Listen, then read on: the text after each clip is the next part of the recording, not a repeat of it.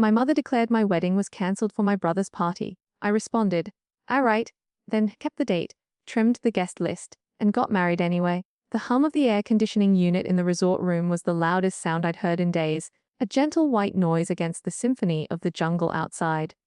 My screen, a small, black rectangle I'd ignored for what felt like an eternity, suddenly erupted with notifications, a frantic staccato of vibrations against the polished wood nightstand, 9 missed calls from Mom and Dad, several more from Tyler, a flurry of texts cascading down the lock screen, each preview a punch to the gut.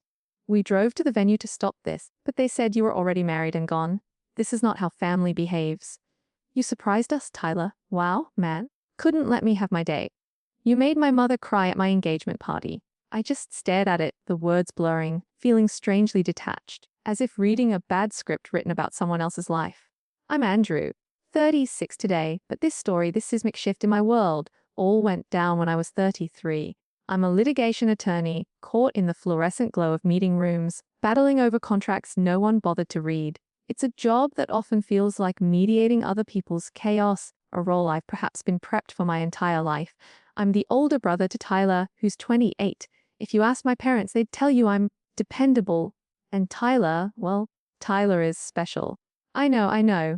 You can almost hear the siren song of the golden child in the background. My wife and I just toasted our 3rd anniversary with cheap champagne and a quiet dinner. She scrolled through our wedding photos, a playful glint in her eye, and joked, "Can you believe your mom still tells people we elope to avoid more conflict?" I laughed, a bit hollowly, then realized this wasn't eloping. It definitely wasn't out of spite. It was about finally refusing to be the family's backup plan. Growing up, the roles were crystal clear.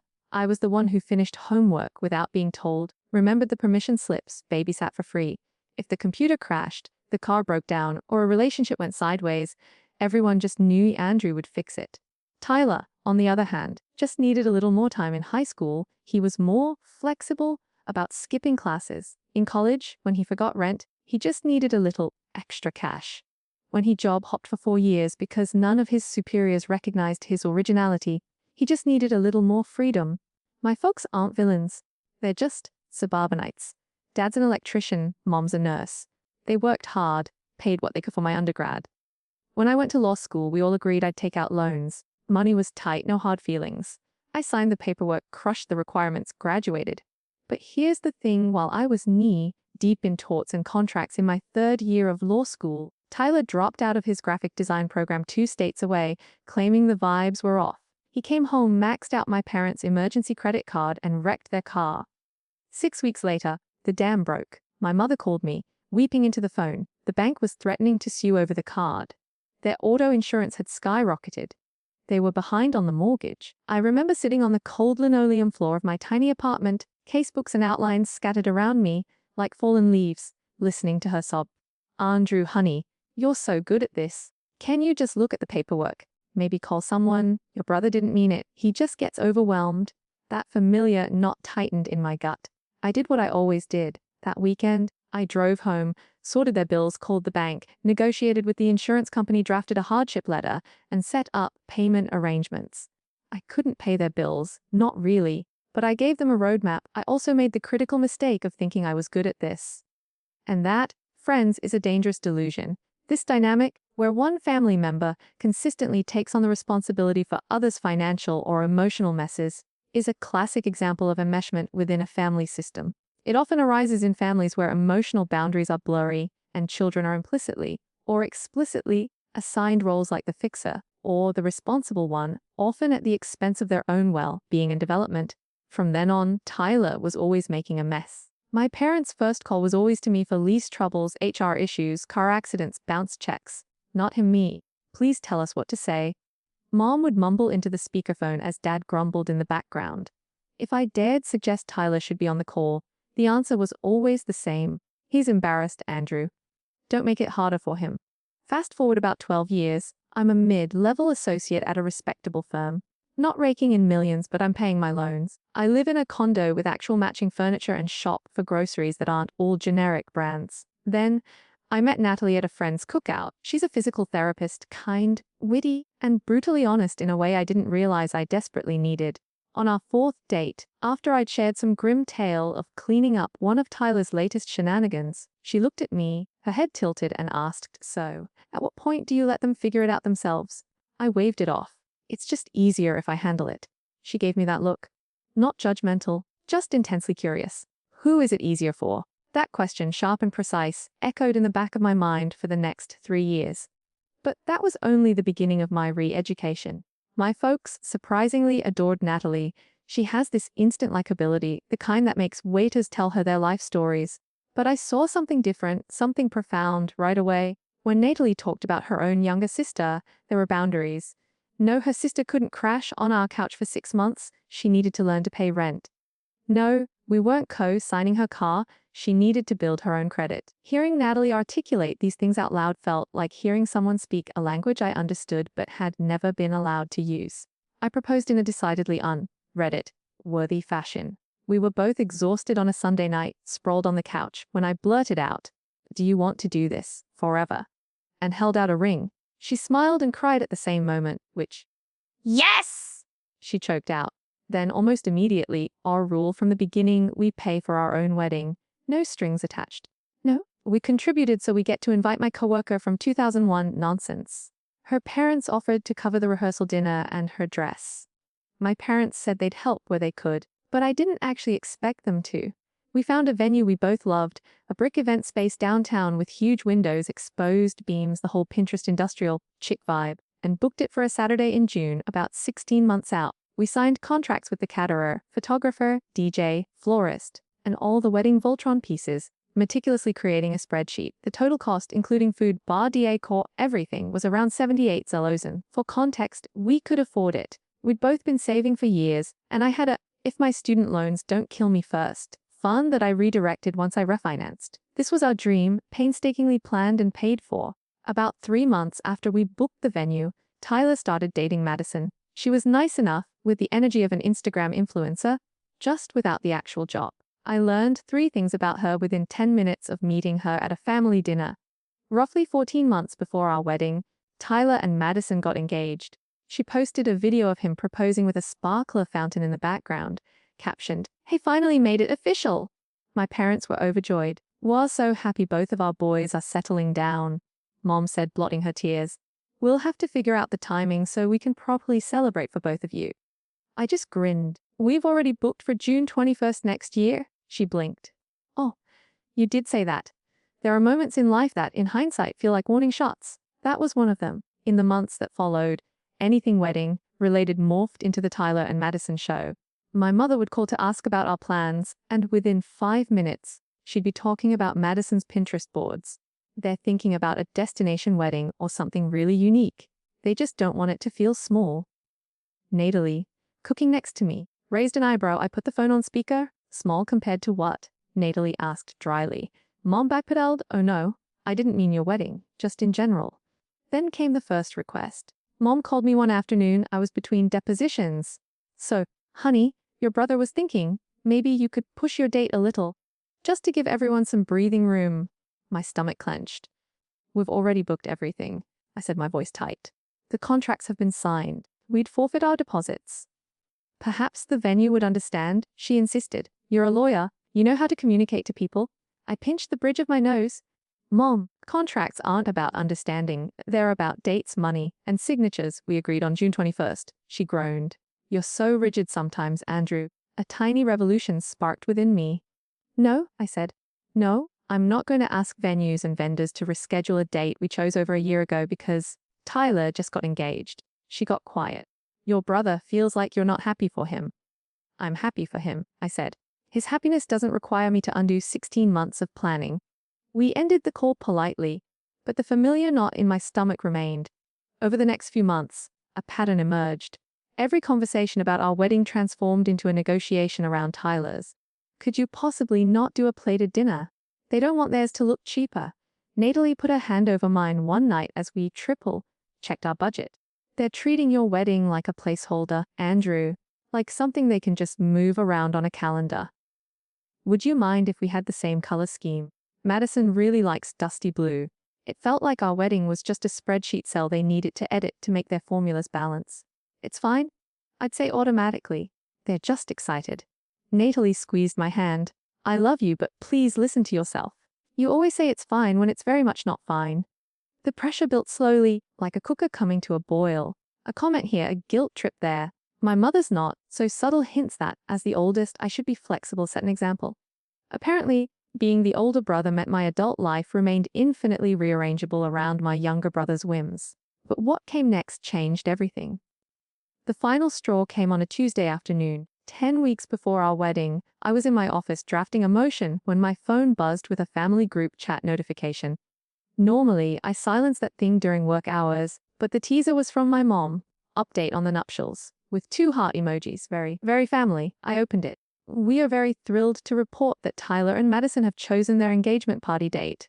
She wrote, "We've chosen to host it on June 21st so that everyone can be together and no one has to travel twice. We'll treat that as the main family event and then we'll properly celebrate Andrew and Natalie later when it's less hectic." I stared at the screen, my breath catching in my throat. Then, another message popped up, this time directly to me. "Your wedding date has been cancelled and your brother's engagement party is scheduled for the same day. It makes no sense to split the family. We'll help you find a better time." Cancelled. Like a dental appointment. I sat there in my swivel chair, the hum of the building's air conditioning suddenly very loud, and wondered if I'd misread something. My fingers trembled slightly as I scrolled back through the group chat, through months of messages where I'd mentioned our date, shared photos of the venue, the invites, the fittings, it was all there. I typed one word back, clarify, cancel. You mean you and Dad won't be coming on June 21st? A few dots appeared, disappeared, reappeared. Audrey, honey, we can't ask people to choose between the two of you. It's selfish. Tyler and Madison's event will most likely be more extravagant, and it's easier logistically to center everyone around that. You and Natalie are more low-key. You'll understand. We'll plan something intimate for you later, maybe in the fall when things are calmer. There it was again. I'd understand. The dependable one, the adaptable one, the one who would rearrange his entire life so our favorite son didn't have to. Something clicked, a quiet, metallic sound like a lock sliding into place, firm and irreversible. I remembered every time I'd cleaned up their financial chaos, while they shielded Tyler from speaking to a single creditor.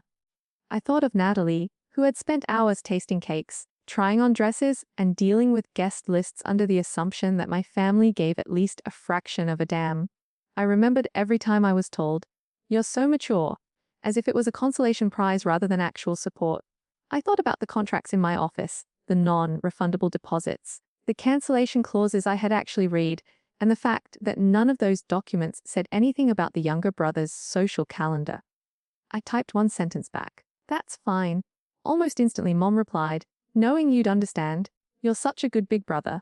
We'll talk soon about new dates." I put my phone face down, leaned back in my chair, and stared at the ceiling. Strangely, I wasn't angry in the explosive way you'd expect. It was more like someone had pulled a very old splinter out of my skin, and the pain felt clean, sharp, and oddly refreshing. This moment represents a critical psychological shift. Andrew is moving from a state of chronic invalidation and people-pleasing, often rooted in early family dynamics, to a newfound sense of self-respect. His family's expectation that he would understand highlights how deeply ingrained his role as the compliant one was, and his quiet "that's fine" is actually a profound act of boundary setting, even if misinterpreted by his mother. That night, I told Natalie everything. I handed her my phone and let her read the thread in silence. She finished, gently placed the phone down, and looked at me, her eyes steady. "Okay," she said. "Option 1. I replied, half jokingly. "We cancel the wedding, elope to Vegas, and send them a postcard." "Tempting?" she added. "Option 2. We relocate the wedding and bend over backwards to maintain the peace, and you despise them forever." "Hard pass," I said, without a second thought. She paused, her eyes narrowing slightly in the way she does at the gym when she's about to add more weight than her trainer suggested. "Option 3 is that we stop acting like they own the day just because they share your DNA." I blinked. "What does that look like practically?" "You're the lawyer," she said. "What do the contracts say?" So we pulled up the folder on my laptop. Venue full amount due 45 days before. No date changes without a 40% penalty. Caterer paid in installments. Non-refundable. Photographer retainer non-refundable. DJ florist rental same story. Long version, I said, closing the laptop. "If we cancel or move the date." "And short version?" she asked. "Short version," I said. "The wedding is on June 21st. She smiled slowly. "Now, We just decide who's invited to the wedding we're already paying for. We didn't hatch some grand revenge plan. No dramatic speeches, no ultimatums. That's just not our style. Instead, we did something my family genuinely did not expect. We treated our wedding as if it were our own. Over the next week, we quietly reduced our guest list from about 135 to 90. Mostly Natalie's family, our close friends, and a few of my relatives who had consistently treated me like a human being rather than an emergency hotline. We'd already sent save, the dates, but no formal invitations, and my mother had insisted on including as many people as possible. We met with the venue coordinator, a woman in her 50s who had clearly seen some things, and as calmly as I argue emotion, I explained that there could be some family drama. If anyone shows up and says the event is cancelled, they are mistaken. The only people authorized to make decisions are Natalie and me. She nodded slowly. Natalie and I are keeping the June 21st booking. Just so you know, we've had situations like this before. So, we'll have security at the door with the guest list, and no one will return to the ceremony space unless you've approved them. I sent my parents one more text, to be technically transparent. We understand you'll be hosting Tyler's engagement party that day. We'll miss having you there, but we're not changing our plans. My phone rang within 30 seconds. Andrew, what do you mean you're keeping it? We just told everyone it's not happening. My voice, even to my own surprise, was steady. Then tell them it is. That's not fair, she cried. Family comes first. We can't split everyone like that. It's selfish. I took a breath. Mom, you didn't ask us before you announced your plans. You told me my wedding was cancelled without even checking the contracts or knowing how much it would cost. You made a decision. I'm making mine. The day is set. We're getting married. She started crying, then became angry. You're doing this to punish us, to punish Tyler. You know, he's always struggled and you've always handled things better. Can't you be generous just this once? I said softly, Mom, I've been just this once, for 12 years. Silence. I'm not asking to cancel anything. I went on. If you want to make the engagement party the major family event, go for it. People may attend one or both if they truly want to go back and forth. But we're not rescheduling our wedding around my brother's engagement party. We would love to have you there, but we're proceeding either way. We ended the call with that awful, brutal politeness that feels sharper than yelling. In the weeks that followed, I heard through the grapevine, from an aunt who does not believe in discretion, that my parents were telling everyone we'd postponed our wedding, that we were being sensitive about overlapping dates, and that I was possibly not ready yet. And that's why I'd agreed to focus on Tyler first. I didn't correct them. Not because they were right, but because arguing with a false narrative they needed to protect themselves wasn't my job anymore. I'd already spent too many years being the family fact checker. So, I focused on Natalie work, logistics, and living my life. The week of the wedding, I took the days off, blocking in my calendar as trial prep. Because lawyers are strangely more respected when they're allegedly in court. Natalie also took time off. We confirmed with every vendor, triple-checked the ceremony time, and dropped off decorations at the venue. 3 days before, Mom texted, "Don't forget Tyler's engagement party starts at 3:30 on Saturday. We'll take shots sooner. Everyone's so excited." I stared at it, showed it to Natalie, and we both just shook our heads. Our ceremony was at 20:30 p.m. The morning of our wedding, I woke up before my alarm. The hotel room was dim, the city still quiet. For a moment, that old familiar anxiety stirred in the pit of my stomach. Am I doing something terrible? Am I breaking my family? Then Natalie rolled over, hair a mess, eyes half open, and muttered, "You're thinking too loudly." I laughed, nervously, but also strangely calmly. "We're not doing anything wrong, Andrew," she reassured me. "I know," I said. "I just wish it didn't have to be this split." She reached for my hand. "Your parents caused the split when they told you your wedding was cancelled. We're just refusing to disappear. I won't bore you with every detail, but here are some highlights." My best friend tying my tie, saying, "Dude, you look like you actually sleep sometimes." Natalie walking down the aisle in a dress that made half the room cry. The officiant smiling as we stumbled over one line in our vows and then laughed together. The way the light streamed through the big warehouse windows as we said, "I do." My side of the room looked different than I'd once imagined. Fewer relatives, more colleagues and friends. My Aunt Susan, who'd quietly texted, "I'll be there wherever you say, honey." My cousin who drove in from another state without telling my parents.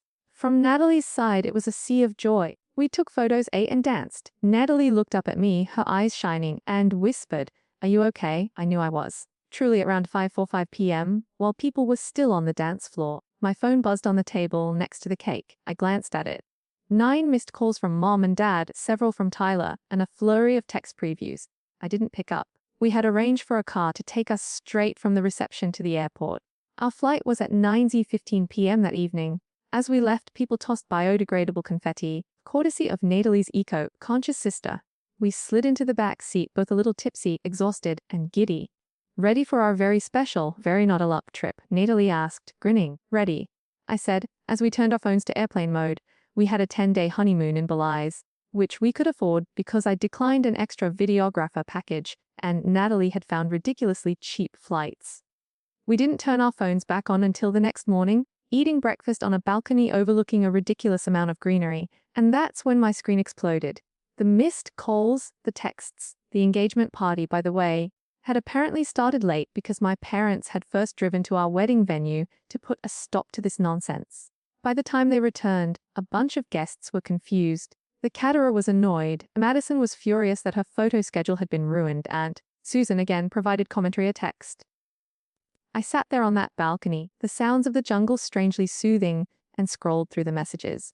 My heart pounded, but not from panic, from adrenaline and relief mixed. Natalie saw my face. "Was it bad?" she asked. "Intense." I handed her the phone. She read, her lips pressed together, then nodded once. "Do you want to respond now? Later?" "Not at all." I thought about it. I'm a lawyer, and I don't like leaving things ambiguous forever, but I also didn't want to get into an all-caps argument over WhatsApp. So I typed one group message to my parents and Tyler. "I'm sorry you're upset. Natalie and I told you months ago that we were keeping our wedding on June 21st, but you chose to plan another event on the same day and tell people our wedding was cancelled without our consent.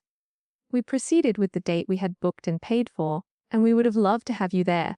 That offer still stands for future milestones if healthy boundaries are followed." I read it out loud to Natalie. "Is it too harsh?" I asked. "It's factual," she said. "You're not insulting anyone. You're describing what happened?" I hit send. Mom responded almost immediately, despite my earlier statement that we wouldn't be on our phones. "I can't believe you're playing the victim. You embarrassed us in front of everyone. Don't bother coming back for a while." I turned the phone face down and gazed out at the woods, the morning mist still clinging to the canopy. Natalie grabbed for my hand again. "Are you okay?" I honestly responded, "Yeah. For the first time, I think I am." This immediate, angry response from the mother, often referred to as an extinction burst, is a common reaction when established dysfunctional patterns are challenged. When a fixer child finally sets boundaries, the parent who benefited from that dynamic may escalate their behavior, trying to force the child back into their old role. This isn't just anger, it's often a desperate attempt to re-establish control and the familiar family equilibrium, however unhealthy it was. In the weeks after we returned, the fallout unfolded predictably. We went low contact with my parents. No blocking, just stepping back. If they texted accusatory paragraphs, I didn't engage. If they texted something neutral like, "Hope you're well," I responded politely. I refused to relitigate the decision. Extended family began to reach out quietly. My aunt called. "For what it's worth," she said, "your mom told everyone you'd agreed to postpone. When Susan and I realized your invitations hadn't changed, we put 2 and 2 together. We're proud of you for standing your ground." A cousin DM'd me on Instagram, "Your wedding looked amazing. I'm sorry. I believe the postponement story. If I'd known, I would have been there." Even a handful of my parents' friends, whom I had known since infancy, sent cards addressed just to us, with phrases like, "We heard there was some uncertainty. We're glad you and Natalie did what was best for you." Meanwhile, Tyler and Madison had their own issues. Apparently, during the engagement party, numerous people inquired why my wedding was cancelled, and someone let it slip. No, it hadn't. My parents had just decided not to go. Madison was furious that her special day had been overshadowed by questions about us, and Tyler was furious at me for causing it. Despite the fact that I was physically in another country, I didn't respond to his angry texts beyond that one message. Tyler and Madison's wedding took place on a completely different date, about 18 months later. We were technically invited. The invitation came with a sticky note from Mom. It would mean a lot if you made an effort to put things behind us. We sent a lovely gift from their registry. We didn't go because I had a trial that week. But even if I hadn't, we weren't ready to pretend everything was normal just so they could take pretty pictures. Things eventually settled down, but not in a storybook way, more in a real, slightly messy adult way. My relationship with my parents is now distant. Natalie and I bought a small, slightly squeaky house and filled it with photos of people who actually showed up for us, not those who attempted to cancel us. There's a quiet strength in building your own family, your own chosen community, who celebrate you for who you are, not for how conveniently you fit into someone else's narrative. The truth is, sometimes the most profound act of love for yourself and for those you truly cherish is to stop trying to fix what was never yours to mend. It's to let the splinter heal and choose a path where your joy doesn't have to be a compromise. What about you? Have you ever had to choose between keeping the peace and holding your ground, knowing it might redefine your relationships? Educational call to action. If Andrew's story resonated with you, consider exploring the psychological dynamics often at play in family conflicts. Understanding concepts like parental favoritism, where one child is consistently elevated while another is burdened with excessive responsibility, can illuminate long-standing patterns. Look into enmeshment, a term describing blurred boundaries within families, leading to a lack of individual autonomy, and how, or triangulation, can occur when a third party is drawn into conflict between two others. Learning about effective boundary setting is crucial for navigating these situations. It's about defining what you are and are not willing to accept, protecting your emotional well-being without controlling others. Finally, recognize the extinction burst, the increased intensity of negative reactions when a long-standing behavior is finally challenged.